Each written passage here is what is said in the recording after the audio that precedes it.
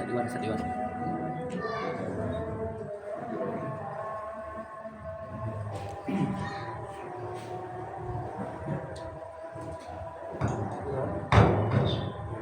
Assalamualaikum warahmatullahi wabarakatuh.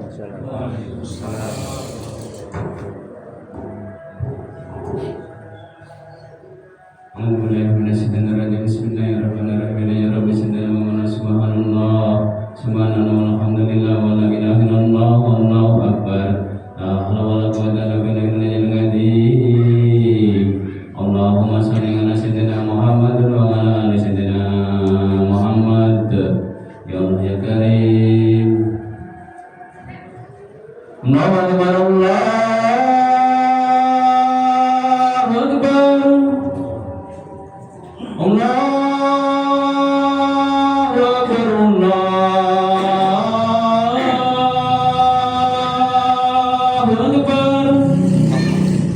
Asyhadu an la ilaha illallah.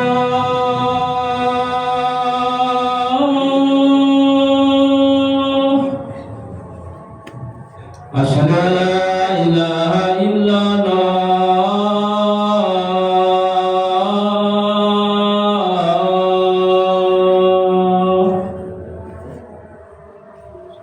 Asyhadu anna Muhammadar Rasulullah.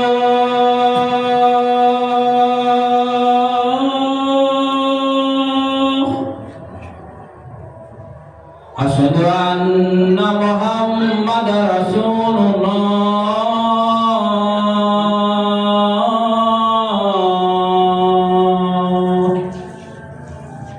Hayya 'alas shalah.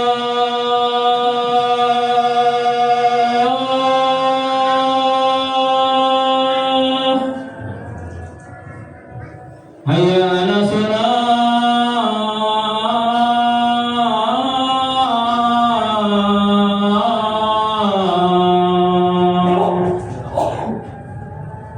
Hayya 'alal falah.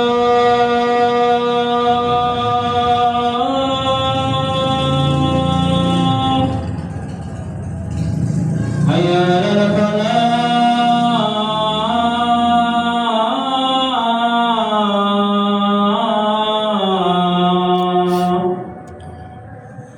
Allahu akbar. Allahu akbar. La ilaha illallah.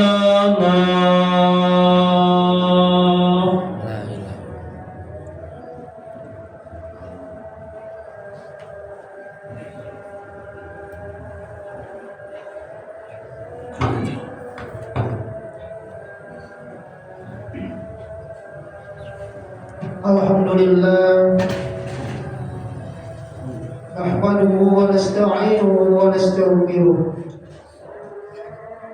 wa na'udzu billahi min shururi anfusina wa sayyiati a'malina. May yahdihillahu fala mudilla lahu wa may yudlil fala hadiya lahu. Asyhadu an la ilaha illallah wahdahu la syarika lahu syahadatan man huwa khairu faqama wa ahsanu nabiyya. Wa asyhadu anna sayyidana Muhammadan abduhu wa rasuluhu al-mutasyik bil maqarib kibar wa syabiyya. Allahumma shalli wa sallim ala sayyidina Muhammadin kana shadiqal wa'di wa kana rasulan nabiyya wa ala alihi wa sahbihi alladhina yuhsinuna islamahum wa lam yaf'alu syai'an qariyya. Amma ba'du, fa ya ayyuhal hamilun rahimakumullah, usini nafsi wa iyyakum bi taqwallah faqad faza al-muttaqun. Qala Allah ta'ala, a'udzu billahi minasy syaithanir rajim.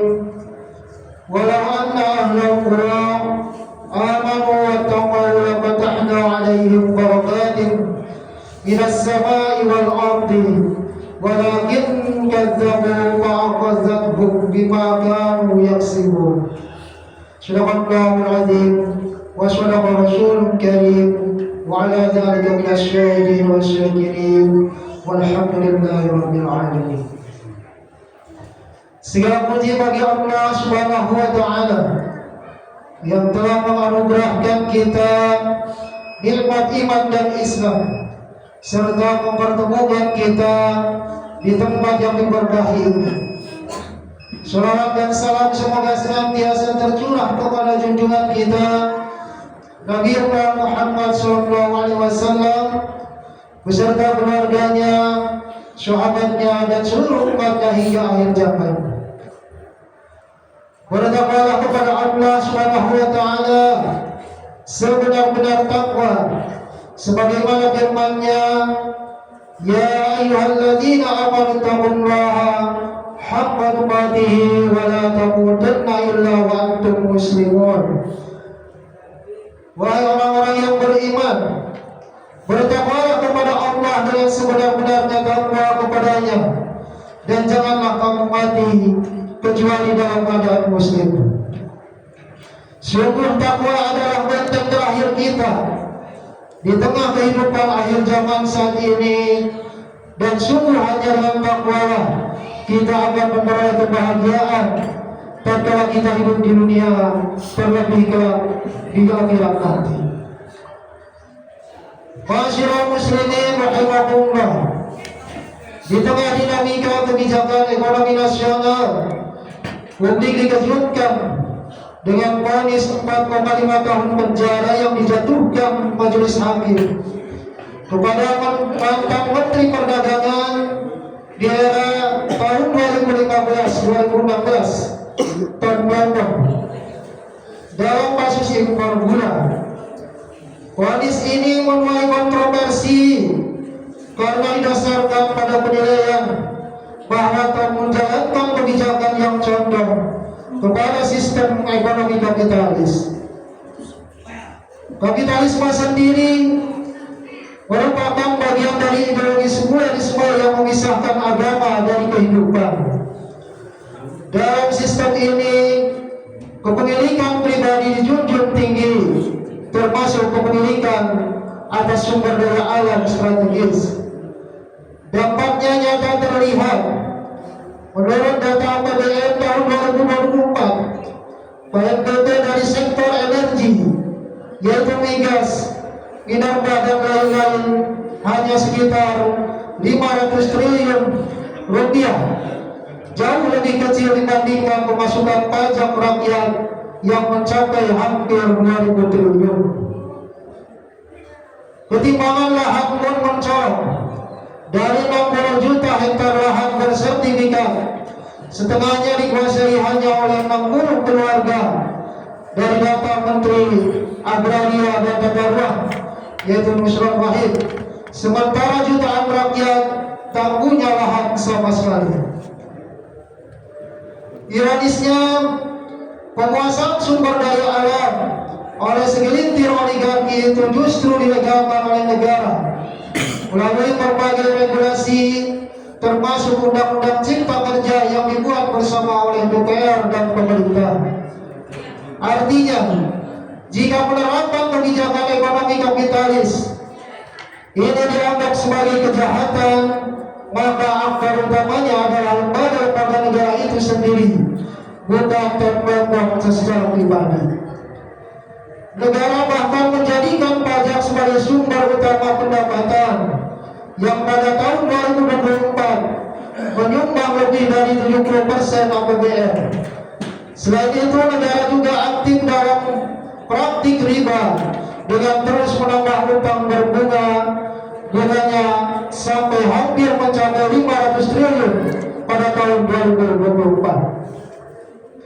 Semua ini menunjukkan bahwa sistem ekonomi kapitalis bukanlah dijalankan oleh individu semata, tetapi justru dilembagakan oleh struktur kekuasaan negara. Masyarakat muslimin rahimakumullah, dalam hal ini Al-Alamah Syekh Taqiyuddin Al-Nabhani ulama pemikir Islam terkemuka menyampaikan kritik tajam terhadap sistem ekonomi kapitalis ini. Dalam karya monumentalnya yaitu kitab Nizamul Iqtisadi al-Islam, kritik beliau sangat mendasar. Yang pertama, asas kapitalisme adalah sekularisme, yaitu pemisahan agama dari kehidupan yang jelas-jelas batil karena bertentangan dengan Islam yang menjadikan wahyu atau syariah sebagai sumber hukum dalam seluruh aspek kehidupan. Kritik yang kedua, konsep kepemilikan dalam kapitalisme batil karena membolehkan individu atau perusahaan memiliki sumber daya milik umum seperti air, tambang, dan migas. Padahal dalam sistem semua itu adalah milik umat yang wajib dikelola oleh negara untuk kepentingan seluruh rakyat, baik muslim maupun non-muslim. Kritik yang ketiga, sistem ekonomi kapitalis hanya fokus pada akumulasi kekayaan, bukan distribusi yang adil, sehingga menciptakan kesenjangan yang sangat tajam antara si kaya dan si miskin. Realitas yang nyata di negeri-negeri yang mengadopsi kapitalisme ini, termasuk negeri Indonesia tercinta. Yang keempat, negara dalam sistem ini lebih melayani kepentingan korporasi dan kaum kapitalis daripada rakyat, sebagaimana diungkapkan oleh Profesor Mahfud MD bahwa setiap pasal dalam undang-undang ada harganya, termasuk undang-undang cipta kerja yang berpihak pada oligarki. Kritik yang kelima, kebebasan ekonomi yang tidak terkendali justru melahirkan berbagai kezaliman seperti monopoli, eksploitasi buruh, serta kriminalitas ekonomi seperti riba dan spekulasi. Karena itu saya Taqiyuddin An-Nabhani secara tegas menolak ideologi kapitalisme dan menyerukan sistem ekonomi Islam sebagai solusi yang adil dan sesuai dengan wahyu. Masyarakat muslimin rahimahullah, menurut saya Taqiyuddin An-Nabhani, hanya sistem ekonomi Islam yang mampu mewujudkan kemakmuran, kesejahteraan dan keadilan bagi seluruh rakyat. Hal ini dijelaskan dalam kitabnya Nizamul Iqtisadi al-Islam, di antaranya poin-poinnya sebagai berikut. Yang pertama, tujuan utama sistem ekonomi Islam adalah distribusi kekayaan secara adil kepada individu, bukan sekadar pertumbuhan atau akumulasi kekayaan nasional. Yang kedua, kepemilikan dalam Islam dibagi menjadi tiga hal. Yang pertama, kepemilikan individu. Yang kedua, kepemilikan umum. Dan yang ketiga, kepemilikan negara. Kepemilikan individu didasarkan pada firman Allah Subhanahu wa taala, "Lirrijali nasibun mimma iktasabu." Bagi laki-laki ada bagian daripada apa yang mereka usahakan. Al-Quran An-Nisa 32. Kepemilikan yang kedua yaitu kepemilikan umum, ditegaskan dalam hadis Rasulullah SAW, "Al-Muslimun asyuraka'a fi salasin fil ma'i wal kala'i wal nari wa samahu amamun." Artinya kaum muslim berserikat memiliki hak yang sama dalam tiga hal. Yang pertama air, yang kedua padang rumput, dan yang ketiga sumber api atau energi, dan harganya adalah haram. Hadis riwayat Ibnu Majah nomor 2463. Serta contoh nyata pencabutan pengelolaan tambang garam dari Abdullah bin Hanbal, hadis riwayat Ibnu Majah. Adapun kepemilikan negara mencabut haraj, jizyah, fa'i, amal, harta orang murtad, dan harta tak bertuan. Firman-Nya Allah SWT berfirman, "Fa inna lillahi khamsahu wa lirrasuli." Sesungguhnya 1/5 dari ghanimah itu adalah untuk Allah dan Rasulnya. Al-Anfal 41. Menjadi dasar pengelolaan kekayaan oleh negara demi kemaslahatan umat. Yang ketiga, sistem ekonomi Islam melarang kepemilikan harta dari jalan yang haram seperti riba, gharar atau ketidakjelasan, maisir atau judi, monopoli dan spekulasi. Firman Allah Subhanahu wa taala, "Wa halallahu al-bai'a wa harrama riba." Allah telah menghalalkan jual beli dan mengharamkan riba. Al-Baqarah 275. Dan Rasulullah SAW melarang jual beli yang mengandung gharar atau ketidakjelasan. Hadis riwayat Muslim. Larangan ini bertujuan menjaga kebersihan transaksi dan keadilan dalam aktivitas ekonomi. Islam tidak memberi ruang bagi praktik ekonomi eksploitatif yang merugikan masyarakat luas. Sebaliknya, Islam mendorong transaksi yang jelas, saling menguntungkan, dan terbebas dari penindasan ekonomi. Yang keempat, negara wajib menjamin kebutuhan pokok rakyat seperti sandang, pangan, papan, pendidikan, kesehatan, dan keamanan. Syekh Taqiyuddin menegaskan dalam ini berdasarkan sabda Nabi Sallallahu Alaihi Wasallam, imam atau kepala negara adalah pengurus rakyat dan ia akan bertanggung jawab atas pengurusan rakyatnya itu. Hadis Al-Bukhari. Selanjutnya yang kelima, negara juga wajib menjamin distribusi sumber daya alam secara merata dan melarang privatisasi aset milik umum. Tambang, air, gas, hutan dan listrik harus dikelola oleh negara demi kepentingan seluruh rakyat, bukan diserahkan kepada individu atau korporasi. Pandangan ini sekaligus merupakan penolakan tegas terhadap privatisasi yang marak dalam sistem ekonomi kapitalis. Masyarakat muslimin rahimakumullah, dengan demikian jelas bahwa negeri ini masih mempertahankan ideologi kapitalisme beserta subsistemnya, yaitu sistem ekonomi kapitalis. Sistem ini telah nyata gagal mewujudkan kesejahteraan bagi seluruh rakyat. Karena yang menguntungkan segelintir orang ada oligarki melalui penguasaan atas sumber daya alam yang seharusnya menjadi milik umum. Ironisnya perampasan tersebut dilegalkan melalui berbagai undang-undang yang berpihak pada kepentingan pemilik modal, bukan rakyat. Barakallahu fiikum wa lakum fil Qur'anil 'azim wa nafa'ani wa iyyakum bima fihi min al-ayati wa dhikril hakim wa taqabbalallahu minna wa minkum tilawatahu wa innahu huwas samiul 'alim wa aqulu qawli hadza fa astaghfirullahal 'azim innahu huwal ghafurur rahim.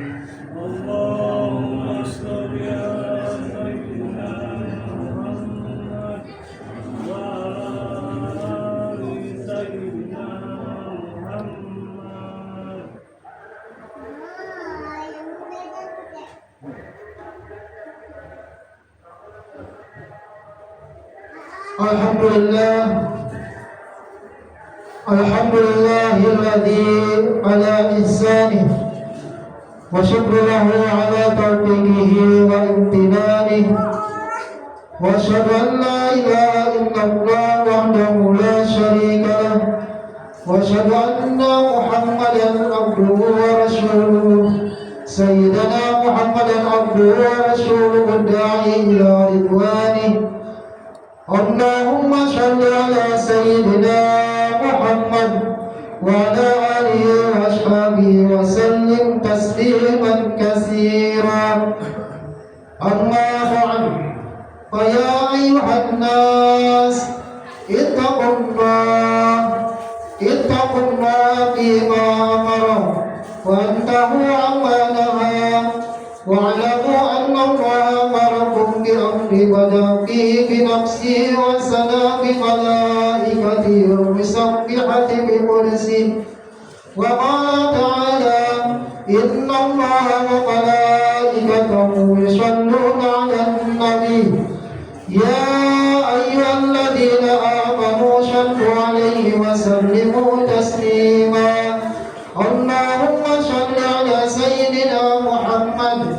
وعلى آل سيدنا محمد وعلى أنبيائك ورسلك وملائكة المقربين وارض اللهم عن الخلفاء الراشدين أبي بكر وعمر وعثمان وعلي وعن بقية الصحابة والتابعين التابعين لهم بإحسان إلى يوم الدين وارض عنا معهم برحمتك يا أرحم الراحمين. اللهم اغفر للمسلمين والمسلمات والمؤمنين والمؤمنات والأحياء منهم والأموات.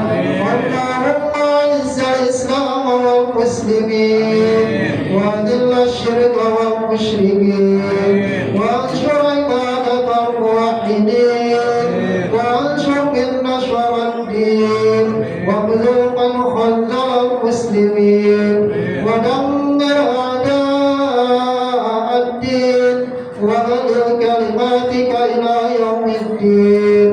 اللهم ارفع عنا الولاء والبلاء والوباء والزلازل والمحن والسوء فتنة والمحن وظهر منها وما بطن عن بلدنا إندونيسيا خاصة وسائر بلدان المسلمين عامة يا رب العالمين. ربنا آتنا في الدنيا حسنة وفي الآخرة حسنة وقنا عذاب النار. ربنا ظلمنا أنفسنا وإن لم تغفر لنا وترحمنا لنكونن من الخاسرين.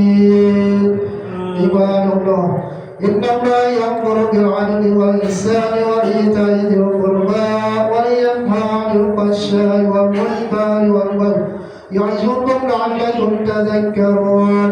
واذكروا الله العظيم يذكركم واسألوه من فضله يعزكم واشكروا على نعمه يزدكم ولذكر الله أكبر. أقم الصلاة.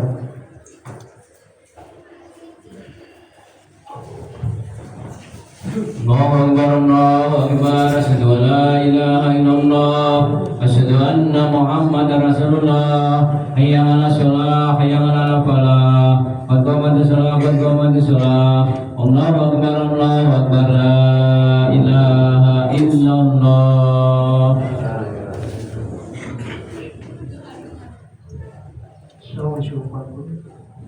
Baik, atas